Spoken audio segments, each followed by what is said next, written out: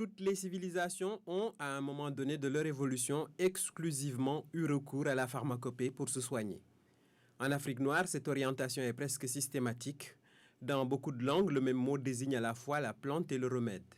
Plus de 75% des populations se tournent vers la médecine traditionnelle en première intention en cas de maladie. Mais attention.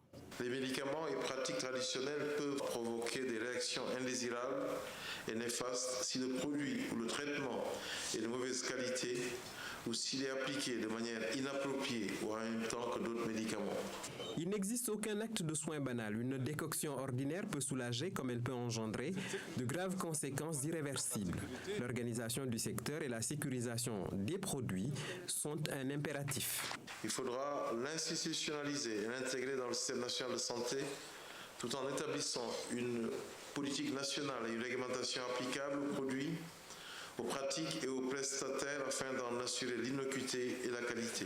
Que le projet de loi soit voté, que les cadres aient un cadre juridique et légal, qu'il soit organisé en conseil, lutter contre la publicité. La publicité sur les médicaments est strictement interdite. Comment peut-on alors tolérer, à travers les ondes, les annonces les plus fantaisistes sur telle ou telle mixture qui guérit de tout sauf de la mort? Tous les tradithérapeutes savent-ils adapter les posologies?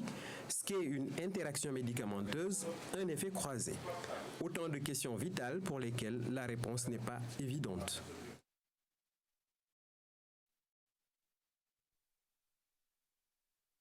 Traiter les maladies sexuellement transmissibles avec des médicaments à base de plantes est devenu possible. Cela grâce à un remède parallèle à base de 3 plantes, le Metragena inermis auros, le Lanaea acida au sun et les Ziziphus mauriciana au sidem. Ces 3 variétés-là, je crois ont montré aujourd'hui des résultats extrêmement spectaculaires dans le traitement de ces infections sexuellement transmissibles. Concernant la maladie du sida, le tradipraticien affirme que le taux élevé des décès proviendrait essentiellement d'un processus appelé stress oxydatif. Ce sont des molécules d'oxygène nuisibles, ce qu'on appelle communément les radicaux libres. Et on constate que ces radicaux libres aujourd'hui sont neutralisés par des antioxydants. Donc toute plante contenant un antioxydant est capable de bloquer le virus, la progression du virus du sida. Et il a été prouvé scientifiquement que les plantes que je vais citer, c'est-à-dire l'ail, que vous connaissez bien, l'Allium sativum, contient ce qu'on appelle l'AGN, qui est un antioxydant capable non seulement de stopper, de freiner l'évolution du virus dans l'organisme, mais aussi de vaincre les maladies opportunistes qui accompagnent le sida. Toutefois, Samayaï recommande à toutes les personnes séropositives d'adopter un traitement basé à la fois sur l'alimentation et quelques remèdes immunostimulants.